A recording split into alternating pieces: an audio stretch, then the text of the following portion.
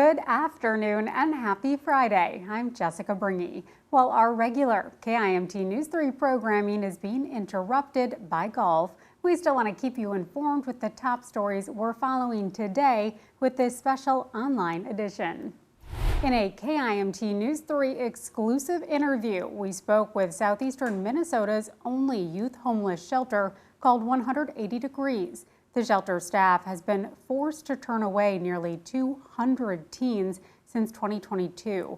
The organization is now asking state lawmakers to step in and help expand the facility to meet the high demand. 180 Degrees is seeking more than $150 million in state funding to remodel this aging facility.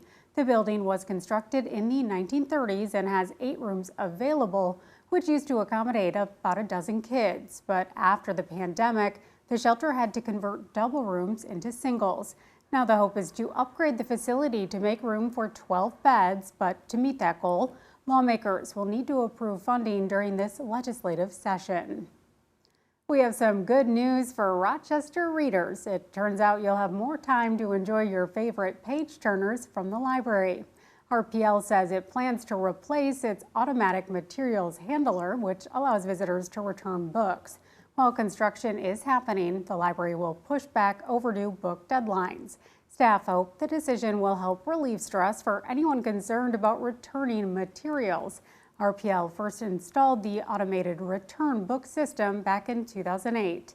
The library says the replacement is scheduled for February 13th through the 24th. We also have an update for North Iowa drivers. Mason City has suspended its alternate side parking ordinance and emergency snow route until further notice. The city says it plans to let drivers know 48 hours in advance if the ordinance is reinstated due to significant snowfall in the forecast. As our warmer weather is lifting those winter parking restrictions in North Iowa, the Olmsted County Sheriff's Office is hoping, cold or not, you're ready to make a splash for a good cause.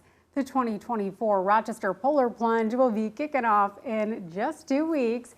The Sheriff's Office posted this video on social media to promote the event. Plungers will be testing the waters on Saturday, February 10th at Foster Arend Park. This is the event's 23rd year, and Sheriff Kevin Torgerson says his office is hoping to exceed the more than $288,000 raised last year to add to the nearly $4 million donation total. As a reminder, the money raised supports Special Olympics Minnesota and the Rochester Flyers. KIMT News 3 will have a team taking the plunge, and we hope to see you there. We also hope it's warm, but a little bit cold at least. I mean, honestly, the polar plunge when it's 40 degrees out would be bizarre. It would be. It would be very bizarre, but I kind of want that to happen because I'm going to be one of the plungers. The biggest problem, though, is, yeah, the air temperature may be 40 degrees, but the water, not so much. Now, of course, that's coming up well in the future. Right now, though, we do still have these concerns about fog. Now, dense fog advisory, another one, will be going into place around 5 p.m. today. That goes until 10 a.m. on Saturday. Visibility once again reduced to 1/4 of a mile or less in these areas in the gray. I would not be surprised if we do start to see more counties incorporated in this dense fog advisory. Even right now, visibility isn't great. Places like Rochester sitting around 0 miles of visibility, and this stretch along I-90 here has been in the red throughout most of the day. Mason City at one point was at 10 miles of visibility, but these low-hanging clouds just do not want to let go, and as you can see, now down under 2 miles. Temperatures have been interesting to watch as a lot of us are getting closer and closer to that 40-degree mark, actually beating it in Minneapolis, currently 41 degrees. In Rochester at 35, 37 in Mason City. The biggest observation here is that all these numbers are above the freezing point and do look to stay that way, at least throughout the evening commute and even into the evening. Now, it's the overnight and tomorrow morning that things could get a little tricky as we continue to watch this fog. There are some possibilities. We could slip to the freezing point or below, and there could be some slick spots on the road. Now, as of right now, satellite and radar still very foggy, still plenty of low-hanging clouds. There's no sunshine coming through, but all this rain that you're seeing to the east continues to move out that way very slowly, but it is drying things here a little closer to home. That trend will continue as we do go through the rest of the evening. Like I mentioned, though, we are keeping an eye on this fog, not just for Saturday morning, but Sunday morning as well, as temperatures still stick around these mid-30s. Jess, we know this trend is going to be coming to an end, though, as we head into next week. More sunshine on the way, temperatures going back up into the 40s.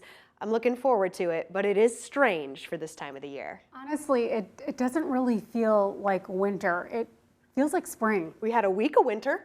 1 week, honestly, can we complain? Because I can't. 1 week of bitter cold, and now it's pleasant for this time of year, besides the fog, besides the dreariness, because that is a little tiresome. Yeah, well, the sun will be coming out soon, so something to look forward to. Tomorrow, as Annie used to say.